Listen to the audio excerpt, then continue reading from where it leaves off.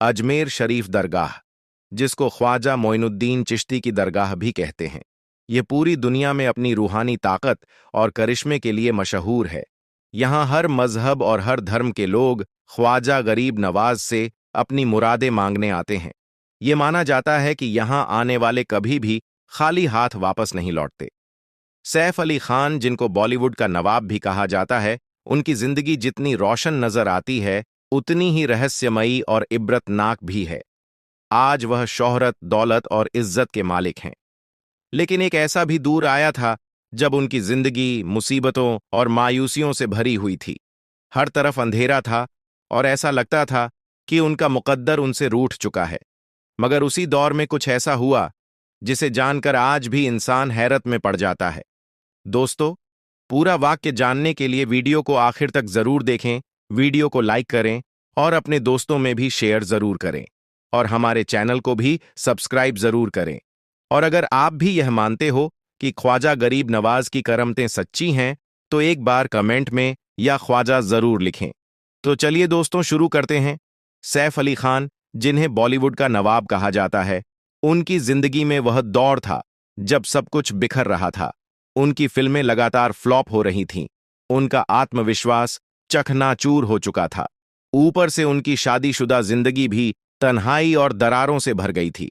हर दिन उनके लिए एक नया दर्द लेकर आता था। इन्हीं परेशानियों के बीच एक रात, जब सैफ अपने घर में अकेले बैठे अपने गमों को बुलाने की कोशिश कर रहे थे, उन्हें गहरी नींद आ गई। लेकिन यह कोई आम नींद नहीं थी, यह एक ऐसा ख्वाब था जिसने उनकी पूरी जिंदगी बदल दी। ख्वाब में सैफ ने खुद को एक वीराने में पाया। चारों तरफ सन्नाटा था, हवा में एक अजीब सा सर्दपन था और आसमान पर बादल छाए हुए थे। वह जगह न तो कोई फिल्मी सेट थी और न ही उन्होंने ऐसा कोई मंजर पहले देखा था। वह अजीब सी बेचैनी के साथ इधर उधर देखने लगे। अचानक उन्होंने दूर एक रोशनी देखी। यह रोशनी इतनी तेज थी कि उनकी आंखें झपकने लगीं। रोशनी के बीच से एक आवाज आई, सैफ, तुम अजमेर आओ, यहां तुम्हें तुम्हारे सवालों के जवाब मिलेंगे। सैफ अली खान चौंक गए। उन्होंने आवाज की तरफ बढ़ने की कोशिश की, लेकिन उनके कदम भारी लगने लगे। जैसे ही वह रोशनी के करीब पहुंचे, वहां एक बुजुर्ग दिखाई दिए। उनकी आंखों में गहराई और चेहरे पर अजीब सी शांति थी। उन्होंने सैफ से कहा, ख्वाजा तुम्हें बुला रहे हैं। तुम्हारा सफर आसान नहीं होगा, लेकिन अगर तुम सच्चे दिल से उनकी बात मानोगे तो सब ठीक हो जाएगा। सैफ कुछ कहने ही वाले थे कि अचानक वह बुजुर्ग गायब हो गए। रोशनी धीरे धीरे मध्यम पड़ने लगी और उनकी आंख खुल गई। सैफ हड़बड़ाकर उठ बैठे। उनका दिल तेज तेज धड़क रहा था। यह ख्वाब इतना सजीव था कि उन्हें लगा कि यह कोई आम सपना नहीं हो सकता। वह उस ख्वाब के बारे में सोचने लगे और उनके अंदर एक बेचैनी सी बढ़ने लगी। अगले कुछ दिनों तक यह ख्वाब उनकी जिंदगी का हिस्सा बन गया। हर रात उन्हें वही बुजुर्ग और वही आवाज सुनाई देती, अजमेर आओ, यहां तुम्हें तुम्हारे सवालों के जवाब मिलेंगे। इस रहस्यमयी ख्वाब ने सैफ को अंदर तक झकझोर कर रख दिया। उन्होंने अपने दोस्तों और करीबी लोगों से इसका जिक्र किया, लेकिन सबने से महज उनका वहम कहकर नजरअंदाज कर दिया। आखिरकार सैफ ने फैसला किया कि वह अजमेर शरीफ की दरगाह पर जाएंगे। बिना किसी को बताए उन्होंने एक साधारण ट्रेन की टिकट खरीदी और सफर पर निकल पड़े। वह शाही ठाठ बाट छोड़कर अपनी मंजिल की ओर रवाना हुए। सफर के दौरान उन्हें अजीब अजीब अनुभव होने लगे। ट्रेन में बैठे हुए उन्होंने खिड़की से बाहर देखा तो ऐसा लगा जैसे वही बुजुर्ग उन्हें दूर खड़े होकर देख रहे हों। आंखों में वही गहराई थी, वही शांत मुस्कान। लेकिन जैसे ही सैफ ने ध्यान से देखा, वहां कोई नहीं था। जब सैफ अजमेर पहुंचे तो सुबह का उजाला फैल चुका था। दरगाह की तरफ जाते हुए उनके दिल में अजीब सी शांति और बेचैनी का मेल हो रहा था। जब उन्होंने दरगाह के दरवाजे पर कदम रखा तो उनके शरीर में एक अजीब सी गर्मी महसूस हुई। वहां का माहौल और लोगों की दुआएं और ख्वाजा गरीब नवाज की रूहानी मौजूदगी ने उनके दिल की गहराई को छू लिया। उन्होंने फूलों और चादर के साथ दरगाह में हाजिरी दी और अपने दिल की सारी बातें ख्वाजा के सामने रख दी। जब वह दरगाह के अंदर बैठे थे, अचानक वहीं बुजुर्ग उनके सामने आ गए। सैफ हैरान रह गए और उन्होंने पूछा, आप कौन हैं? आप मुझे ख्वाब में क्यों दिखाई देते रहे? बुजुर्ग मुस्कुराए और कहा, मैं तो सिर्फ तुम्हें यहां तक लाने का जरिया हूं। तुम्हारे सवालों का जवाब तुम्हारे अंदर छुपा है। ख्वाजा का दर वह जगह है जहां हर सच्चे दिल की दुआ कबूल होती है। लेकिन याद रखो, दुआ से पहले मेहनत जरूरी है। सैफ ने पूछा, क्या मैं कामयाब हो पाऊंगा? मैं खुद को खो चुका हूं।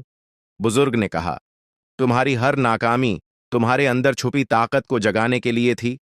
बस अपने दिल की सुनो और मेहनत करते रहो। यहां से जाने के बाद सब बदल जाएगा।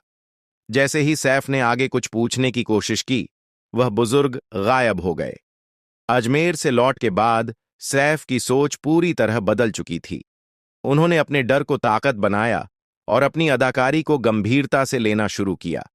हर किरदार में वह अपना सर्वश्रेष्ठ देने लगे। कुछ ही समय में उनकी फिल्म हम तुम रिलीज हुई, जिसने न सिर्फ उन्हें राष्ट्रीय पुरस्कार दिलाया, बल्कि उन्हें एक नए मुकाम पर पहुंचा दिया। इसके बाद ओमकारा, लव आजकल और तानाजी जैसी फिल्मों ने उन्हें बॉलीवुड के बेहतरीन अदाकारों में शामिल कर दिया। आज भी सैफ जब अकेले होते हैं, तो वह उस ख्वाब और उसे बुजुर्ग के बारे में सोचते हैं। उनके जहन में एक सवाल हमेशा गूंजता है, क्या वह सिर्फ मेरा ख्वाब था या वाकई ख्वाजा गरीब नवाज का पैगाम था? यह दास्तान हमें सिखाती है कि जब जिंदगी के रास्ते मुश्किल हो जाएं, तो कभी कभी रूहानी ताकतें हमारी मदद के लिए आगे आती हैं। हमें सिर्फ उन इशारों को पहचानने और अपने दिल की आवाज को सुनने की जरूरत है। दोस्तों, ख्वाजा गरीब नवाज की ऐसी करामतें हैं जिनका यकीन करना मुश्किल है। ख्वाजा मोइनुद्दीन चिश्ती, जिन्हें ख्वाजा गरीब नवाज के नाम से जाना जाता है, भारत में सूफी सिलसिले के सबसे प्रसिद्ध बुजुर्गों में से एक हैं। उनका जीवन सादगी, मानवता और दीनो इस्लाम के प्रचार का प्रतीक है। उन्होंने अपनी विनम्रता, दयालुता और शिक्षा के जरिए न केवल मुसलमानों बल्कि हर मजहब के लोगों का दिल जीता। ख्वाजा मोइनुद्दीन चिश्ती का जन्म 1001 ईस्वी में ईरान के सिस्तान प्रांत के जस्ट गांव में हुआ। उन्होंने शुरुआती शिक्षा अपने घर पर ही प्राप्त की और फिर इस्लामी तालीम के लिए बुखारा और समरकंद जैसे इल्म के केंद्रों का रुख किया। 7वीं सदी हिजरी में उन्होंने हिंदुस्तान का रुख किया। उस समय भारत पर गुलाम वंश का शासन था और यहां पर विभिन्न धर्मों और जातियों के बीच गहरी खाई थी। ख्वाजा गरीब नवाज ने महसूस किया कि भारत एक ऐसा स्थान है जहां इंसानियत को राह दिखाने और इस्लाम के संदेश को फैलाने की जरूरत है। ख्वाजा मोइनुद्दीन चिश्ती अजमेर शरीफ पहुंचे, जो उस समय राजा पृथ्वीराज चौहान के शासन के अधीन था। अजमेर का समाज जाति प्रथा, छुआछूत और धार्मिक मतभेदों से ग्रस्त था। ख्वाजा साहब ने इस माहौल में अपनी दावत का काम शुरू किया। उन्होंने लोगों को इस्लाम के बुनियादी उसूलों, इंसाफ, मोहब्बत, बराबरी और अल्लाह की इबादत की ओर बुलाया। ख्वाजा गरीब नवाज के पास ना कोई दौलत थी और ना कोई सेना। उन्होंने अपनी सादगी और प्यार के जरिए लोगों के दिलों को जीता। वह गरीबों के लिए खाना बनाते, भूखे को खिलाते और हर जरूरतमंद की मदद करते। उन्होंने मजहब की सीमाओं से परे जाकर इंसानियत की बात की। उनका कहना था, पानी की तरह उदार बनो, जो बिना भेदभाव के हर किसी को तृप्त करता है। ख्वाजा गरीब नवाज के जीवन में कई चमत्कारों का जिक्र मिलता है। एक मशहूर वाकया है कि जब वह अजमेर पहुंचे तो वहां के राजा के राजगुरु ने उनके खिलाफ जादू टोने का सहारा लिया। लेकिन ख्वाजा साहब की दुआओं और अल्लाह की मदद से सभी बुरे इरादे नाकाम हो गए। उन्होंने दलितों और समाज के निचले वर्गों के साथ बैठकर खाना खाया, जिससे उन्हें बराबरी का एहसास हुआ। उन्होंने जाति और धर्म के बंधों को तोड़ते हुए लोगों को यह समझाया कि अल्लाह के सामने सब बराबर हैं। अजमेर में ख्वाजा साहब के आगमन के बाद कई लोग उनके अनुयायी बन गए। इसका सबसे बड़ा उदाहरण पुष्कर झील के पास का एक वाकया है। ख्वाजा साहब के आने के समय वहां के ब्राह्मणों ने उन्हें धमकाने की कोशिश की और कहा कि वह इस क्षेत्र को छोड़ दें। ख्वाजा गरीब नवाज ने शांत मन से दुआ की और अल्लाह की ताकत का प्रदर्शन किया। कहा जाता है कि उनके चमत्कारों और दुआओं ने लोगों के दिल बदल दिए और कई लोग इस्लाम स्वीकार कर उनके अनुयायी बन गए। उन्होंने लोगों को सिखाया कि अल्लाह से सच्चे दिल से तौबा करना चाहिए और हमेशा उसके बताए रास्ते पर चलना चाहिए। ख्वाजा साहब ने सब्र को इस्लाम की सबसे बड़ी ताकत बताया। उन्होंने कहा कि इंसान को हर हाल में अल्लाह का शुक्र अदा करना चाहिए। उन्होंने कहा, जो दूसरों के दर्द को नहीं समझता वह अल्लाह का सच्चा बंदा नहीं हो सकता। ख्वाजा गरीब नवाज की वजह से हजारों लोग इस्लाम की ओर आकर्षित हुए। उन्होंने इस्लाम के सच्चे संदेश, तौहीद, अल्लाह की एकता, इंसानियत और न्याय को लोगों के दिलों में उतार दिया। ख्वाजा मोइनुद्दीन चिश्ती 1236 ईस्वी में इस दुनिया से रुखसत हो गए। उनकी दरगाह अजमेर शरीफ आज भी लोगों के लिए रूहानी केंद्र है। हर साल लाखों लोग, चाहे वह किसी भी धर्म के हों, यहां उनकी दुआओं का सिला पाने आते हैं। ख्वाजा गरीब नवाज ने अपने अमल और मोहब्बत से इस्लाम का ऐसा पैगाम दिया जो आज भी दुनिया के हर कोने में गूंजता है। दोस्तों, ख्वाजा से टकराने का कैसा अंजाम होता है? अब भारत का मुसलमान गरीब नवाज की करामात देखेगा। जिस आस्थाने से करोड़ों हिंदू फैज उठाते हैं, उस मुकद्दस आस्थाने के खिलाफ विष्णु गुप्ता ने छेड़छाड़ करने की कोशिश की है। अभी भी वक्त है विष्णु गुप्ता के पास कि जाकर बाबा से माफी मांग ले, अपनी याचिका कोर्ट से वापस ले लें और गरीब नवाज की चौखट पर जाकर बोले, बाबा मुझे क्षमा कर दीजिए, मुझसे गलती हो गई। वरना आगे क्या होगा, इसका पूरा वीडियो भी हम आपको आगे दिखाएंगे। हर मुसलमान से गुजारिश है कि इस वीडियो को आखिर तक जरूर देखें।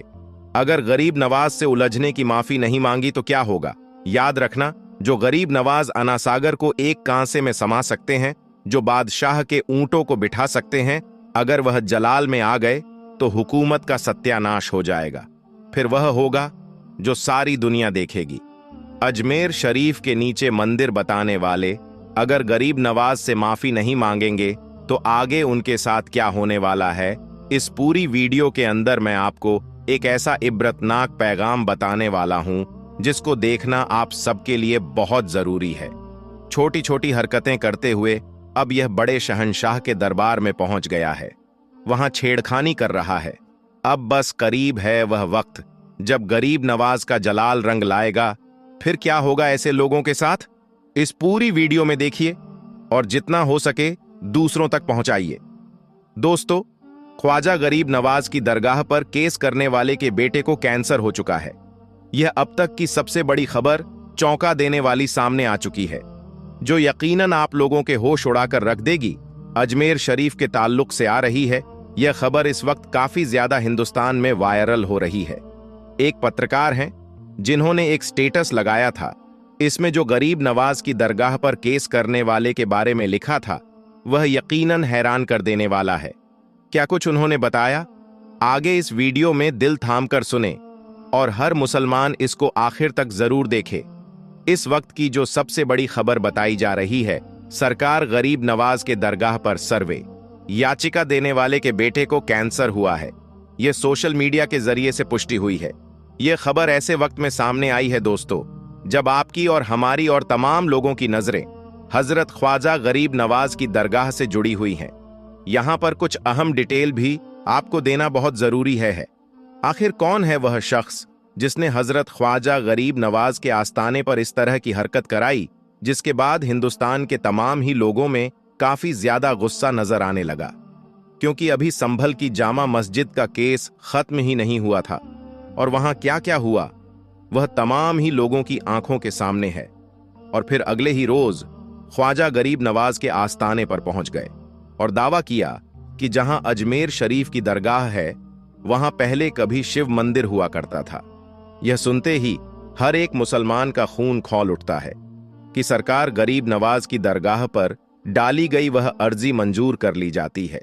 और उसके बाद एक बड़ा हंगामा खड़ा हो गया, क्योंकि यह बात हिंदुस्तान के राजा ख्वाजा गरीब नवाज के आस्थाने की थी। यह दरगाह कोई 100 से 200 साल पुरानी नहीं, बल्कि सदियों से सरकार गरीब नवाज की दरगाह रही है। वह 850 साल पहले जो गरीब नवाज के ऊंट बिठाए थे वह उस वक्त का बादशाह ना उठा सका, तो आज के लोगों की क्या औकात, क्या हिम्मत है जो सरकार गरीब नवाज के दरगाह को हाथ भी लगा सके। अनासागर का वो समंदर आपने देखा होगा और जो लोग वहां पर गए हैं उन्होंने तो बखूबी उसको देखा होगा। कितना बड़ा और गहरा समंदर है, कोई अंदाजा भी नहीं लगा सकता कि इतने बड़े समंदर को कोई एक कांच से एक प्याले के अंदर समा सकता है। जब पानी के इर्द गिर्द राजा के सिपाहियों ने पहरा लगा दिया और राजा ने पानी देने से जब मना कर दिया, तो सरकार गरीब नवाज ने अपने एक मुरीद को बुलाकर उसकी एक कांसा दिया और कहा, जाओ इसको आना सागर के पास रख देना और पानी से कहना, ऐ पानी, तुझे ख्वाजा ने बुलाया है। इतना कहना था, इतना सुना था कि समंदर के अंदर जितना भी पानी होता है वह उस कांसे के अंदर समा जाता है। यह तो एक छोटी सी सरकार गरीब नवाज की करामात थी। आज 800 साल बाद लोग ख्वाजा गरीब नवाज के आस्ताने को खोदने की बात करते हैं कि हम अजमेर शरीफ को वहां से हटा देंगे। ऐसे लोगों को नेस्तनाबूद होने में अब ज्यादा वक्त नहीं लगेगा। खबर यह है कि अदालत में ख्वाजा मोइनुद्दीन चिश्ती की दरगाह को शिव मंदिर के ऊपर बनाए जाने का दावा करने वाले याचिकाकर्ता विष्णु गुप्ता ने यह केस किया था। और अब जो खबर निकलकर सामने आ रही है पत्रकार के स्टेटस के माध्यम से कि किस तरह इस याचिकाकर्ता के बेटे को कैंसर हुआ है, लेकिन इस बात की तहकीक नहीं हो पाई है और ना ही हमारे पास ऐसा सबूत है जो पेश किया जा सके। यह खबर थी जो इस वक्त सोशल मीडिया पर गर्दिश कर रही है और लाखों में लोग यूट्यूब पर इस वीडियो को देख चुके हैं। अब इसमें कितनी सच्चाई है इस बारे में अल्लाह ही बेहतर जानता है, लेकिन जिस भाई ने यह स्टेटस लगाया है वह एक न्यूज में काम करता है। लेकिन मैं बता देना चाहता हूं कि बहुत जल्द अल्लाह के वली से टकराने का अंजाम पता लग जाएगा और वह मंजर पूरी दुनिया देखेगी, क्योंकि इस बार इनका पंगा हिंदुस्तान के राजा ख्वाजा गरीब नवाज से है। जो इनसे टकराएगा वह चूर चूर हो जाएगा। अजमेर शरीफ की दरगाह, ख्वाजा मोइनुद्दीन चिश्ती रहमतुल्लाह अलैह की दरगाह की जगह 800 साल पहले क्या था? मुसलमानों के घर, मस्जिद और मदरसों को तोड़ते तोड़ते अब बुलडोजर बाबा और उनके चेले हाथों में फावड़ा लेकर खुदाई करना शुरू कर दिए हैं। मुद्दों से भटकने के लिए अब यह लोग दरगाहों की खुदाई की मांग कर रहे हैं। यहां तक कि हिंदुस्तान की सबसे पुरानी और सबसे बड़ी दरगाह पर मंदिर होने का दावा कर बैठे। मामला तब आगे बढ़ा जब हिंदुस्तान की अदालतों ने इस दावे को एक्सेप्ट कर लिया, जिसके बाद MIM पार्टी के अध्यक्ष असदुद्दीन ओवैसी ने इस दावे को रद्द करते हुए हिंदुस्तान में शांति और अमन का माहौल रखने की अपील की। लेकिन इस बेबुनियाद दावों में कितनी सच्चाई है, आइए हम जानते हैं। तकरीबन 800 साल पहले हजरत ख्वाजा मोइनुद्दीन चिश्ती रहमतुल्लाह अलैह के हिंदुस्तान में तशरीफ लाने से पहले न सिर्फ अजमेर बल्कि हिंदुस्तान के इतिहास में क्या दफन था, हम आपको बताते हैं। दोस्तों, हिंदुस्तान के आसमान पर कुफ्र के काले बादल छाए हुए थे। जुल्मों सितम की इंतहा थी। गरीबों और मजलूमों पर बिजलियां गिराई जाती थीं। इतना ही नहीं, और इतिहास को खोदेंगे तो हमें मालूम चलेगा कि ऐसी जालिमाना रस्में जहां बेटियों को पैदा होते ही जिंदा दफन कर दिया जाता था। बेटी के घर में पैदा होना ऐब माना जाता था। दलित और गरीब औरतों को अपना बदन छुपाने के लिए टैक्स देना पड़ता था। जो लोग टैक्स नहीं दे पाते थे, सबके सामने उन्हें नंगा रहना पड़ता था। गरीबों का, चाहे वो मर्द हो या औरत, कमर से ऊपर कपड़े पहनने पर पाबंदी थी। उन्हें हमेशा ये एहसास दिलाया जाता कि तुम्हें जीने का कोई हक नहीं है, तुम लोग हमारे गुलाम हो। किसी औरत के शौहर का इंतकाल हो जाता तो उसे भी चीता में चला दिया जाता था। बाल विवाह जैसी रस्में, जहां लड़कियों की छोटी उम्र में शादी कर दी जाती थी, ये रस्म उनका बचपन छीन लेती और कभी कभी उनकी मौत का सबब भी बन जाती थी। दलितों और छोटी जाति के लोगों को नीचा समझा जाता था। उन्हें समाज से अलग रखा जाता था। उन्हें मंदिरों में जाने की इजाजत नहीं होती। दहेज प्रथा, शादी के वक्त दुल्हन वालों से बहुत ज्यादा माल और पैसा मांगना आम रिवाज था। अगर दहेज की मांग पूरी ना हो तो औरत को सताना बहुत आम बात थी। छोटी जाति के लोगों के गालों में बर्तन लटका दिए जाते थे ताकि जब वह थूके तो जमीन पर नहीं बल्कि इस बर्तन पर थूके, क्योंकि यह माना जाता था कि इनके थूक से जमीन नापाक हो जाएगी। उन्हें गुलाम समझा जाता। उनकी पीठ पर झाड़ू बांध देते ताकि उनके पैरों के निशान जमीन पर ना दिखें।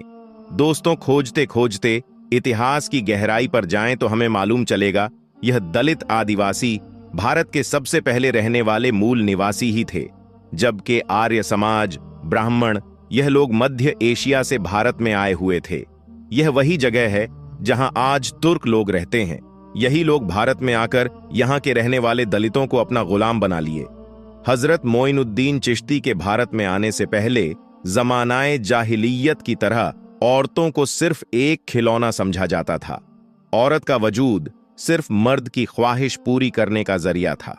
ना इज्जत थी, ना हक मिलता था और ना ही इंसानियत का लिहाज किया जाता था। औरत बस एक नौकर बनकर रहती थी। मर्दों के लिए दिन रात काम करती, उनका बोझ उठाती और अपनी मेहनत की कमाई तक उन्हें दे देती थी। लड़की का पैदा होना एक शर्म समझा जाता था। लड़की पैदा होते ही मासूम चेहरे वाली इस नन्ही सी जान को जिंदा दफन कर दिया जाता था। इसके बाद मासूम बच्चियों की सिसकियां रंग लाई। गरीबों की आहों पुकार अर्श इलाही से टकरा गई। मजलूमों की दुआओं पर अल्लाह को रहम आ गया और हिंदुस्तान में रोशनी और उम्मीद बनकर रसूलुल्लाह का एक गुलाम, अल्लाह का महबूब वली, गरीबों का हामी, हकदारों को उनका हक दिलाने वाला, औरतों को जुल्मों सितम से बचाने वाला, इस्लाम का नूर बनकर जुल्म और कुफ्र के अंधेरों को दूर करने के लिए अल्लाह के हुक्म पर हजरत ख्वाजा मोइनुद्दीन चिश्ती रहमतुल्लाह अलैह हिंदुस्तान में तशरीफ लाए। आप हिंदुस्तान में इस्लाम लाए। आपने आते ही औरतों के मुकाम को बुलंद कर दिया। हुजूर सल्लल्लाहु अलैहि वसल्लम के फरमान के मुताबिक माँ हो तो पैरों के नीचे जन्नत है, बेटी हो तो अल्लाह की रहमत है, बीवी हो तो बरकत और सुकून का जरिया है। हुजूर सल्लल्लाहु अलैहि वसल्लम का ये दर्स आपने हिंदुस्तान के लोगों को दिया। औरतों का भी जायदाद में हक है, ये बात आपने ही बताई। यहां की औरतों को उनका हक दिलाया, उनके हुकूक को मर्दों पर वाजिब कर दिया, मेहर का हक दिया, जायदाद और विरासत में हिस्सा दिया। औरतों को सिर्फ एक गुलाम नहीं बल्कि घर की मलिका बना दिया। बेटियां जिन्हें पहले जिंदा दफन कर दिया जाता था, हुजूर सल्लल्लाहु अलैहि वसल्लम के फरमान के मुताबिक उसे मां बाप के लिए सहमत और दुआ का जरिया बना दिया। वह बेचारी औरतें जिनके शौहर मर जाते थे, तब उन्हें कैद में डाल दिया जाता, उन औरतों को आपने आजाद करा दिया। मर्द और औरत के बीच का बेजा फर्क आपने खत्म कर दिया।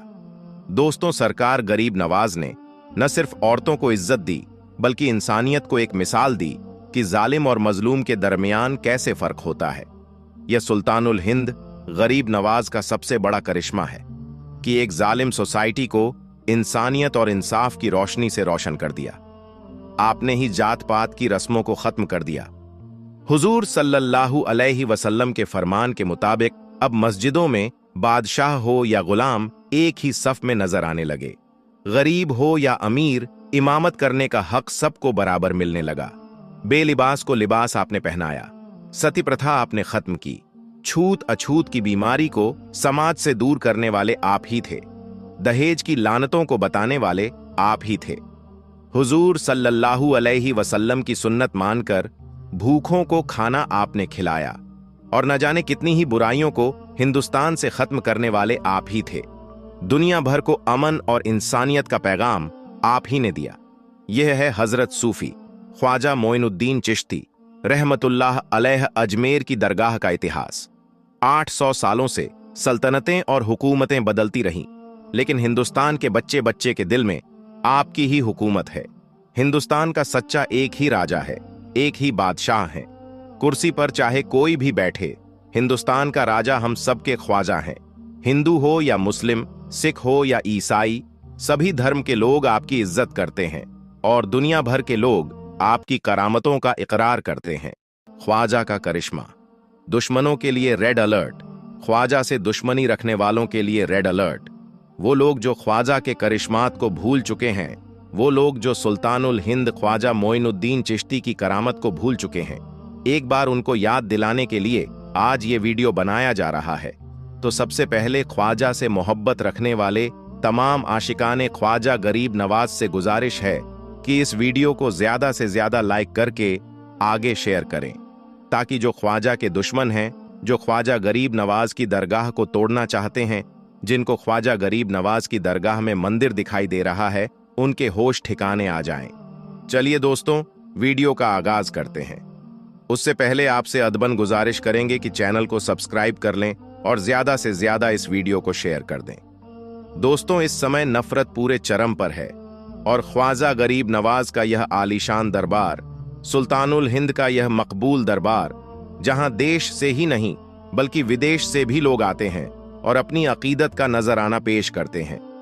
इस समय दोस्तों, इसी ख्वाजा मोइनुद्दीन चिश्ती के दरबार पर ख्वाजा के दुश्मनों ने एक ऐसा झूठा बोहतान तराशी किया है और कहा है कि यह ख्वाजा गरीब नवाज का दरबार नहीं बल्कि यह एक मंदिर है। और उसके बाद से दोस्तों, जैसे भारत के अंदर जलजला सा आ गया है। जो खुद्दामे ख्वाजा गरीब नवाज हैं वो भी तिलमिला उठे हैं और इनको खुली चेतावनी और चुनौती दे रहे हैं। तो वही आशिकाने ख्वाजा गरीब नवाज भी अपना आपा खो रहे हैं कि सुल्तानुल हिंद के दयार में अब ख्वाजा के दुश्मनों और इस्लाम के दुश्मनों की इतनी हिमाकत बढ़ गई है कि सीधे तौर पर इस ख्वाजा गरीब नवाज के दरबार पर अब वह हमला करने की तैयारी में है।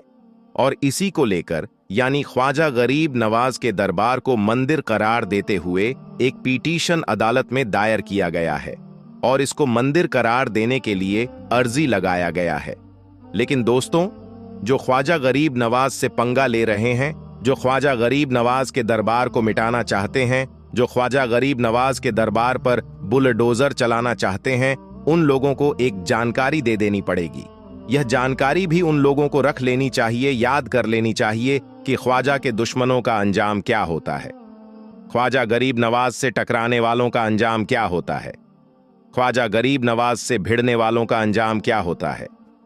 प्यारे दोस्तों, जब ख्वाजा गरीब नवाज हिंदुस्तान में आए, जब हिंद के राजा सुल्तानुल हिंद हिंदुस्तान में आए, तो उस वक्त दोस्तों उनके सामने वक्त का एक बहुत बड़ा जादूगर, जिसको जयपाल जादूगर के नाम से भी जाना जाता था, वह पृथ्वीराज चौहान के दरबार का सबसे बड़ा, बल्कि हिंदुस्तान के सबसे बड़े जादूगरों में जयपाल जोगी का नाम आया करता था।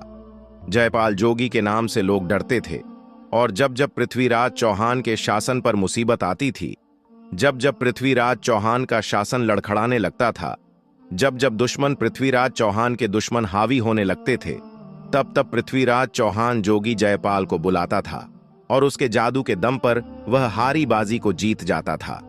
इसी तरीके का वाक्य है दोस्तों कि जब ख्वाजा गरीब नवाज भारत के अंदर आए और जब वह अजमेर में ठहरने को रहे दोस्तों, तो उस वक्त ख्वाजा गरीब नवाज के खिलाफ, ख्वाजा मोइनुद्दीन चिश्ती रहमतुल्लाह अलैह के खिलाफ लोगों ने पृथ्वीराज चौहान को भड़काया और उसके बाद पृथ्वीराज चौहान ने ख्वाजा गरीब नवाज को निकालने की ठान ली।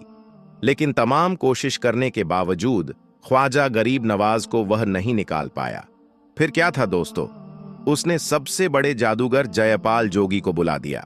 अब दोस्तों, जयपाल जोगी आया ख्वाजा गरीब नवाज को भगाने के लिए। वह बड़ी बड़ी बातें करने लगा, ऐसी ऐसी बातें करने लगा कि शायद ख्वाजा गरीब नवाज दरगाह अजमेर छोड़कर चले जाएं।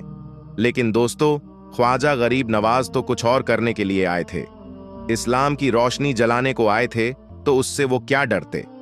फिर क्या था दोस्तों, ख्वाजा गरीब नवाज और जयपाल जोगी का मुकाबला शुरू होता है।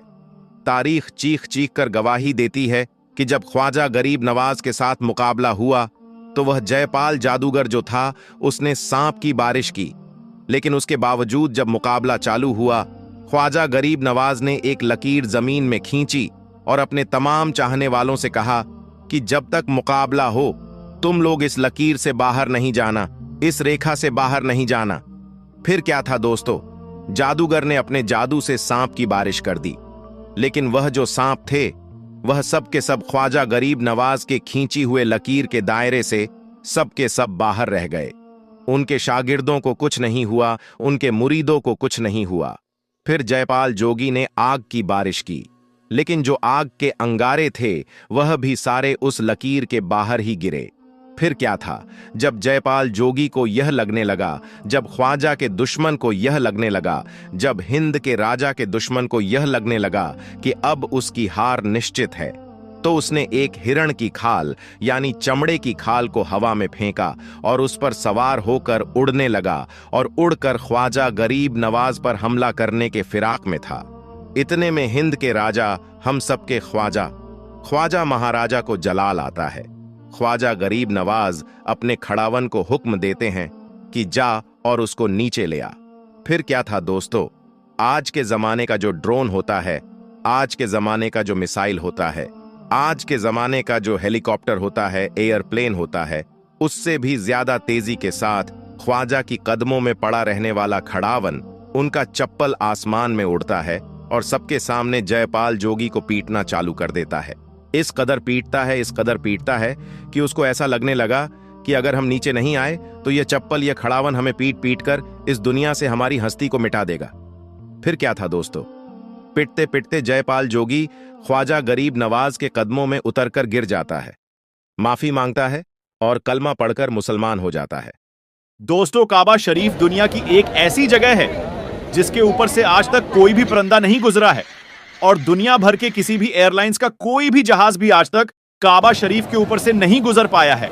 कुदरती तौर पर अल्लाह ताला ने काबा शरीफ की डायरेक्शन ही ऐसी रखी है कि कभी भी चांद और सूरज भी काबा शरीफ के ऊपर से नहीं गुजर पाए हैं। आखिर उसकी ऐसी क्या वजह है कि जिसकी वजह से काबा शरीफ के ऊपर से कोई भी जहाज या परिंदा नहीं गुजर पाता है? और अगर कभी कोई गुजरने की कोशिश भी करता है तो उसको या तो कुदरती तौर पर वहां से धकेल दिया जाता है या फिर वो जलकर तबाह बर्बाद हो जाता है। अल्लाह ताला ने काबा शरीफ में ऐसी क्या खास बात रखी है कि जिसकी वजह से काबा के ऊपर से कोई भी जहाज या परिंदा नहीं गुजर सकता है? आज की इस वीडियो में हम आपको इसी के बारे में जानकारी देने वाले हैं और साथ ही हम आपको यही बताने वाले हैं कि एक बार जब किसी हवाई जहाज ने काबा शरीफ के ऊपर से गुजरने की कोशिश की तो इस जहाज के साथ में क्या हुआ, उसके बारे में जानकर आप भी हैरान रह जाओगे। इसलिए आज का ये वीडियो आप सभी के लिए बहुत खास है, आप उसको आखिर तक जरूर देखें। और सबसे पहले, अगर आपको भी काबा शरीफ से मोहब्बत है तो आप उस वीडियो को दिल से एक लाइक जरूर करें और मेहरबानी करके उसे शेयर भी कर दें ताकि और भी लोगों के पास ये वीडियो पहुंच सके। तो चलिए दोस्तों, शुरू करते हैं। दोस्तों, इस्लाम में मक्का और मदीने को जन्नत का दरवाजा माना गया है, इसलिए हर मुसलमान अपनी जिंदगी में एक बार मक्का और मदीना में जाने की ख्वाहिश जरूर रखता है और काबा शरीफ का तवाफ करना चाहता है, क्योंकि ये वही जगह है जहां पर हज मुकम्मल किया जाता है। मगर हैरानी की बात यह है कि पिछले कुछ दिनों से सोशल मीडिया पर एक पोस्ट बड़ी तेजी के साथ में वायरल हो रही है जिसमें यह बताया जा रहा है कि काबा शरीफ के ऊपर से दुनिया का कोई भी जहाज या कोई भी परिंदा नहीं गुजर सकता है और अगर कभी कोई परिंदा या जहाज काबा शरीफ के ऊपर से गुजरने की कोशिश भी करता है तो उसको या तो कुदरती तौर पर वहां से धकेल दिया जाता है या फिर वो जलकर तबाह बर्बाद हो जाता है। मगर दोस्तों, इस पोस्ट को लेकर कुछ लोगों का कहना है कि यह सरासर गलत और झूठ है। काबा के ऊपर से जहाज भी गुजरता है और परिंदे भी काबे के ऊपर से उड़कर गुजरते हैं, तो उससे कुछ लोग इस पोस्ट को गलत बता रहे हैं। मगर हम आपको बता देते हैं, यह पोस्ट झूठ और गलत नहीं है, बल्कि यह पोस्ट बिल्कुल सच है। आज तक कोई भी जहाज काबा शरीफ के ऊपर से गुजर नहीं पाया है। उसके बारे में बात करते हुए अब्दुल रशीद ने, जो कि पिछले 25 सालों से सऊदी अरब के मक्का शहर में काम कर रहा है, उसने बताया है कि मैं पिछले 25 सालों से खाना काबा में रहकर साफ सफाई के काम को अंजाम दे रहा हूं। मैंने आज तक किसी भी जहाज को काबा के ऊपर से गुजरते हुए नहीं देखा है और न ही मैंने आज तक किसी परिंदे को काबा के ऊपर से गुजरते हुए देखा है। अब्दुल रशीद आगे कहता है, एक बार शाम के वक्त गलती से एक जहाज काबा शरीफ की तरफ आ गया, मगर हमने देखा कि जैसे ही वो जहाज काबा शरीफ के करीब पहुंचा तो उसकी डायरेक्शन कुदरती तौर पर अपने आप ही वहां से धकेल दिया, यानी कि वो कुदरती तौर पर ही वहां से हट गया। दोस्तों, अब आपको बताते हैं कि आखिर ऐसा क्यों होता है। अल्लाह ताला ने काबा शरीफ में ऐसी क्या खास बात रखी है, अल्लाह ने काबा शरीफ में अपनी ऐसी क्या कुदरत डाली है जिसकी वजह से कोई भी परिंदा काबा शरीफ के ऊपर से गुजर नहीं पाया है और न ही कोई परिंदा काबा के ऊपर उड़ पाता है। अल्लाह ने अपने घर काबा में ऐसी क्या कुदरत रखी है कि जिसकी वजह से काबा के ऊपर से गुजरने वाला जहाज हो या परिंदा, जिसको या तो कुदरती तौर पर वहां से धकेल दिया जाता है या फिर वो जलकर खाक हो जाता है या फिर वो काबा शरीफ की लाइन से अपने आप ही दूर हो जाता है। दोस्तों, क्या आपको यह मालूम है कि काबा शरीफ की तादाद दो है? एक तो काबा शरीफ मक्का में है और दूसरा काबा काबा शरीफ के ठीक ऊपर सीधा जन्नत में मौजूद है, जिसको रिवायतों में बेतुल मामूर कहा गया है, जहां पर हर वक्त 70,000 फरिश्ते दिन रात तवाफ करते रहते हैं। अब दोस्तों आपको 3 ऐसी बड़ी वजह बताते हैं जिसकी वजह से मक्का शरीफ के ऊपर से कोई भी जहाज या परंदा गुजर नहीं पाता है। यानी कि काबा के ऊपर से परंदे या जहाज के ना गुजर पाने की 3 असल वजह आपको बताते हैं। सबसे पहली वजह तो यह है कि काबा शरीफ को दुनिया का सेंटर माना गया है। यानी कि काबा दुनिया के बीचों बीच में मौजूद है और आज इस बात को साइंस भी मानती है। साइंस ने भी इस बात को कबूल किया है कि मक्का में बना काबा दुनिया के सेंटर में मौजूद है।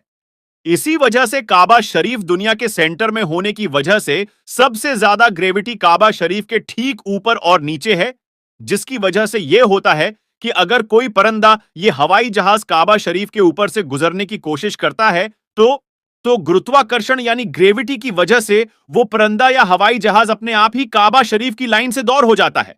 उसका मतलब यह हुआ कि काबा शरीफ के ऊपर कोई भी चीज, चाहे वो परंदा हो, हवाई जहाज हो या फिर कोई और चीज हो, अल्लाह की कुदरत से अपने आप ही काबा शरीफ के ऊपर से हट जाती है और उस चीज को कुदरती तौर पर वहां से धकेल दिया जाता है। यानी कि उस चीज को अल्लाह की कुदरत से हटा दिया जाता है। यही वजह है कि काबा के ऊपर से कोई भी परंदा या हवाई जहाज नहीं गुजर पाता है। अगर कभी कोई परंदा या हवाई जहाज काबा के ऊपर से गुजरने की कोशिश करता है तो या तो उसको वहां से धकेल दिया जाता है या फिर वो जलकर खाक हो जाता है। इस बात को आप ऐसे समझ लीजिए कि अगर हमारे पास में चुंबक है, इस चुंबक के पास अगर किसी लोहे की चीज को लेकर जाते हैं तो वो चुंबक अपने आप ही इस लोहे की चीज को अपनी तरफ खींच लेता है और वो उससे चिपक जाता है। उसी तरह से अगर कोई चीज काबा के ऊपर आती है तो गुरुत्वाकर्षण यानी ग्रेविटी की वजह से कुदरती तौर पर ही हट जाती है। दोस्तों यही वजह है कि सऊदी हुकूमत ने काबा शरीफ के ऊपर से हवाई जहाज के गुजरने पर सख्ती से पाबंदी लगा रखी है। उसी वजह से किसी भी किस्म का हवाई जहाज आज तक काबा के ऊपर से गुजर नहीं पाया है। दोस्तों इसकी दूसरी बड़ी वजह यह है कि आप सभी को मालूम है कि मक्का और मदीना में गैर मुसलमानों का जाना मना है। यानी कि गैर मुसलमान मक्का और मदीना में नहीं जा पाते हैं। इसलिए कोई भी मुसलमान अगर हज करने या उम्रा करने के लिए जाते हैं तो उनका जहाज सबसे पहले रियाद शहर में उतारा जाता है। यानी कि उन सबको सबसे पहले रियाद में ले जाया जाता है, फिर उन सबको बसों या ट्रेनों में भरकर मक्का और मदीना ले जाया जाता है। क्योंकि अल्लाह पाक ने कुरान पाक में गैर मुसलमानों के लिए पाक सरजमीन मक्का में दाखिल होने पर पाबंदी लगाई गई है। और इसके अलावा भी ऐसी बहुत सी आयतें मौजूद हैं जो ये साबित करती हैं कि गैर मुसलमान मक्का और मदीना में दाखिल नहीं हो सकते हैं। इसलिए किसी भी हवाई जहाज को मक्का की सरजमीन में दाखिल होने से रोका जाता है, क्योंकि हो सकता है किसी हवाई जहाज में कोई गैर मुसलमान भी मौजूद हो और वो गलती से मक्का में दाखिल हो जाए। इसलिए सऊदी हुकूमत ने सख्ती से दुनिया भर की एयरलाइंस पर उसके लिए रोक लगा रखी है। यानी कि तमाम एयरलाइंस के लिए नो फ्लाई जोन करार दिया गया है। इसके अलावा इसकी एक वजह यह भी है कि जिन इलाकों में ऑयल या रिफाइनरीज मौजूद होती है वहां पर भी किसी भी फ्लाइट या हवाई जहाज को गुजारने की इजाजत नहीं मिल पाती है। क्योंकि ऐसी जगह पर अगर कभी कोई हवाई जहाज गिर जाए तो फिर आप सोचिए कि वहां पर कितना बड़ा और कितना खौफनाक हादसा हो सकता है और कितना ज्यादा जान और माल का नुकसान हो सकता है। और मक्का शरीफ तो दुनिया की सबसे अहम तरीन जगह है। यही वजह है कि किसी भी हवाई जहाज को काबा शरीफ के ऊपर या करीब भी आने नहीं दिया जाता है। क्योंकि खुदा ना ख्वास्ता अगर कभी कोई भी मुस्लिम या काफिर या फिर कोई दहशतगर्दी के इरादे से किसी हवाई जहाज को हाईजैक करके मस्जिद अल हराम के पास ले जाकर उसको मार दे तो फिर कितना बड़ा नुकसान हो सकता है। इसलिए सऊदी हुकूमत पूरी दुनिया के लिए यह वार्निंग जारी की हुई है कि अगर किसी ने भी काबा के ऊपर से हवाई जहाज गुजारने की कोशिश की तो उसको मिसाइल मारकर फौरन ही तबाह बर्बाद कर दिया जाएगा। तो दोस्तों इससे मालूम होता है कि सऊदी हुकूमत की वजह से भी किसी भी हवाई जहाज को काबा शरीफ के ऊपर से गुजारने की इजाजत नहीं दी गई है। अगर हकीकी तौर पर देखा जाए तो काबा शरीफ सबसे पाक और मुकद्दस जगह है और यहां पर आकर दुनिया का हर मुसलमान अल्लाह की इबादत में मशगूल हो जाता है। ऐसे में अगर हवाई जहाज वहां से गुजरने लग जाए तो मुसलमानों की इबादत में खलल पैदा होने लग जाएगा। इस वजह से भी काबा के ऊपर से हवाई जहाज को गुजारने की इजाजत नहीं दी गई। याद रखें, अभी तक कोई भी हवाई जहाज काबा शरीफ के ऊपर से ना ही गुजरा है और इंशाअल्लाह ना ही कभी गुजरेगा। दोस्तों, कहा जाता है कि एक लड़की को अपने हुस्न पर बड़ा नाज था। उसने हजारों आशिक बना रखे थे। वह जानती थी कि वह सबको अपने इशारे पर नचा सकती है। एक दिन अपने किसी आशिक के साथ वह घर से भाग गई और शहर के सबसे मशहूर बाजारे हुस्न की तवायफ बन गई। उसके अंदर बहुत बुरी आदतें थीं, लेकिन सबसे बुरी आदत यह थी कि वह फकीरों से नफरत करती थी। उसे फकीरों से चिढ़ भी थी, क्योंकि वह मांगते रहते हैं। भिखारी और फकीर में बहुत फर्क है। यह बात याद रखिएगा कि वह लड़की बदकारी में जिंदगी गुजार रही थी। उसके पास ग्राहकों की लाइन लगी रहती थी और उसको कोई भी समझाने वाला नहीं था कि तू अपने आप को फकत बर्बाद करने के सिवा और कुछ नहीं कर रही है। एक बार ऐसा हुआ कि बहुत बारिश हो रही थी। मौसम सुहाना था। उसने अपने आशिक से कहा कि चलो बाहर चलते हैं और फलां हलवाई के पास जाकर हलवा खाते हैं। वहां पर बहुत भीड़ लगी हुई थी, क्योंकि वहां का दूध बहुत लजीज था। उस तवायफ ने नखरे दिखाते हुए हलवे वाले से कहा कि हमें गर्मा गर्म हलवा और दूध का प्याला चाहिए। उस हलवाई ने कहा कि अभी दूध गर्म हो रहा है और हलवा बन रहा है, तुम लोग इंतजार करो, सबकी बारी आएगी। अब बारिश तो थम चुकी थी और मौसम ठंडा हो चुका था। वह अपने उस आशिक के साथ करीबी मकान के दरवाजे पर जा बैठी। बातों बातों में उसकी नजर दूर से आते हुए एक फटे पुराने लिबास में मलबूस एक फकीर पर पड़ी, जो टूटे हुए जूते पहने बाजार से गुजर रहा था। दरअसल वह एक अल्लाह वाले थे, जो बहुत ही काबिल और आमिल थे। हमेशा दीन की तबलीग के लिए यूं ही मोहल्ले में निकला करते थे और जहां देखते हैं कि कोई इंसान दीन से दूर है तो उसको दीन की तालीम दिया करते थे। लेकिन अपने आप कभी अपने मुंह से किसी को बुरा नहीं कहते थे। तो अब आप इसी हलवाई की दुकान से गुजरे। मकान वहीं सामने था जहां पर वह दोनों बैठे हुए थे। वह तो वैसे ही फकीरों को पसंद नहीं करती थी, तो उसने नफरत से अपना मुंह दूसरी तरफ फेर लिया। लेकिन जब वह दरवेश अल्लाह वाले हलवाई की दुकान के करीब से गुजरे, तो भीड़ होने के बावजूद भी उस हलवाई ने कहा कि बाबा रुक जाइए, मैंने आपके लिए दूध का गर्मा गर्म प्याला रखा है और मुझे मालूम है कि असर की नमाज के बाद यहां से आप जरूर गुजरेंगे, इसीलिए हलवा और प्याला आपके लिए तैयार है। उसने बड़े अकीदत और मोहब्बत से दूध का एक गर्मा गर्म प्याला और मीठा हलवा खिदमत में पेश किया। इस बात पर उस तवायफ को बहुत गुस्सा आया। जाकर उसने हलवाई से कहा कि इस अल्लाह वाले को दूध का प्याला पेश कर दिया, गर्मा गर्म दूध का प्याला दे दिया, और हम लोग यहां पर कब से बैठे हैं।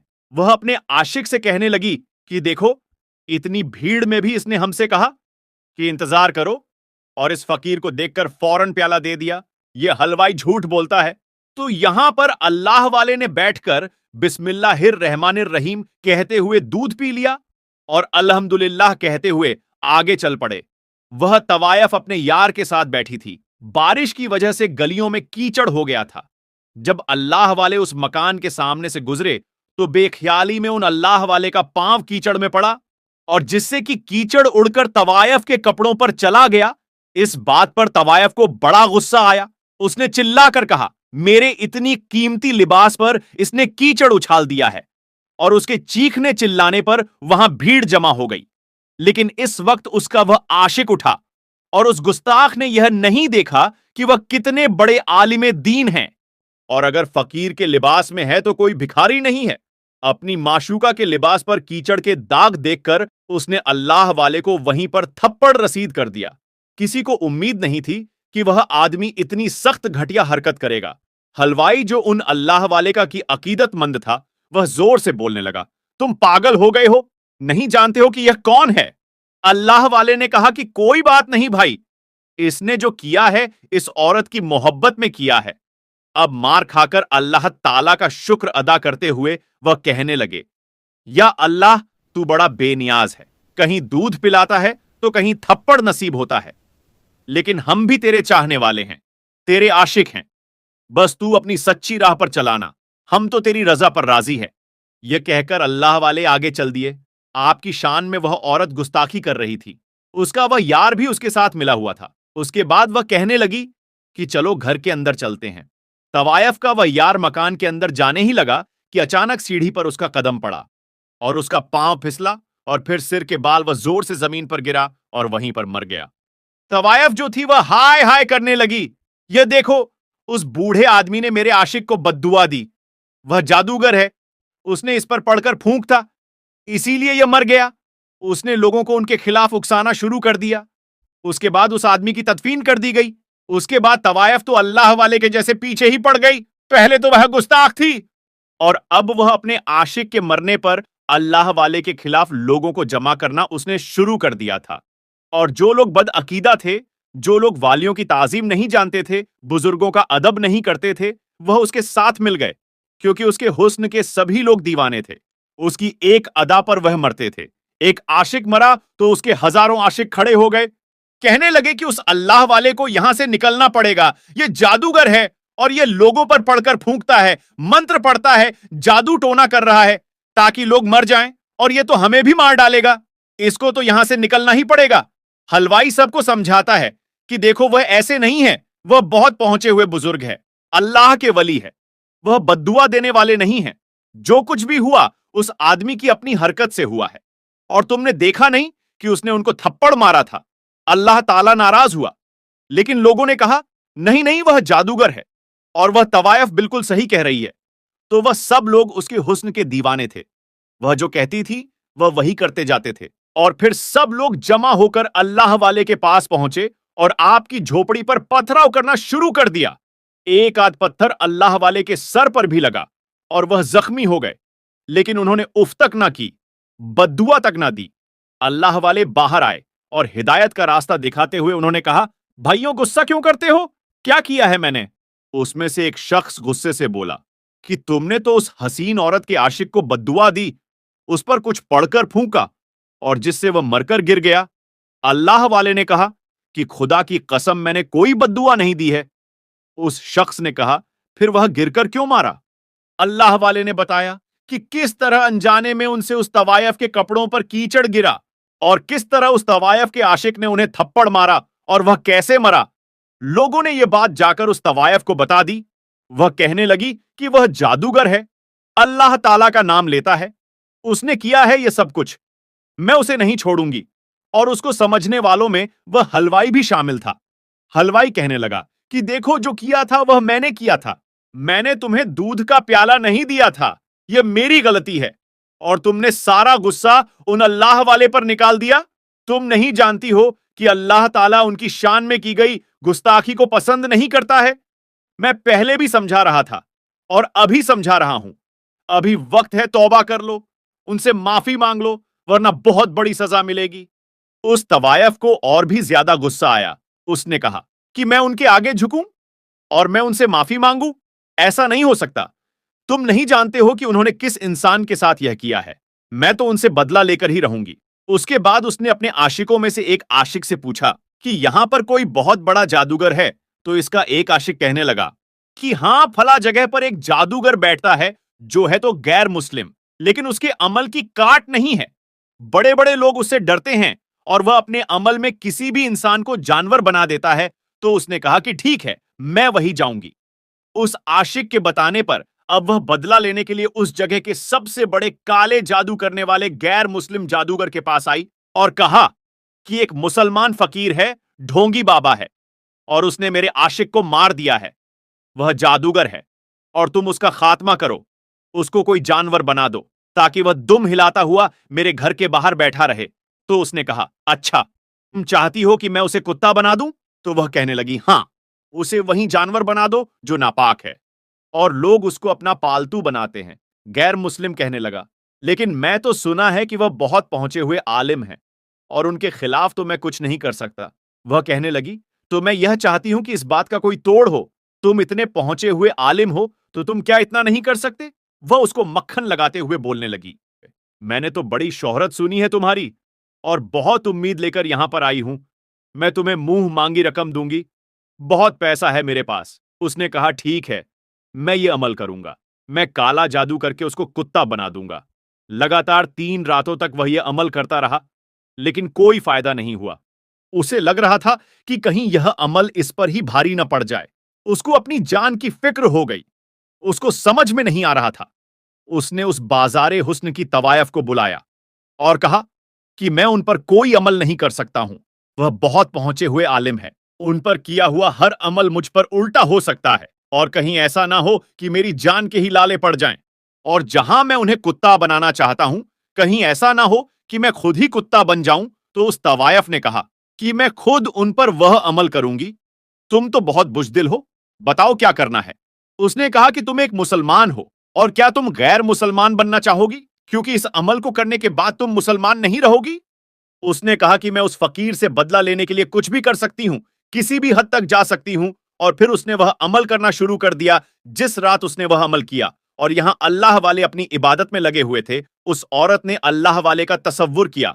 उन पर जैसे ही उसने फूंक मारी, और वह फूंक पलटकर उसी के पास वापस आ गई, और वह जो इरादा करके बैठी थी, वह खुद ही एक कुत्तियां बन गई।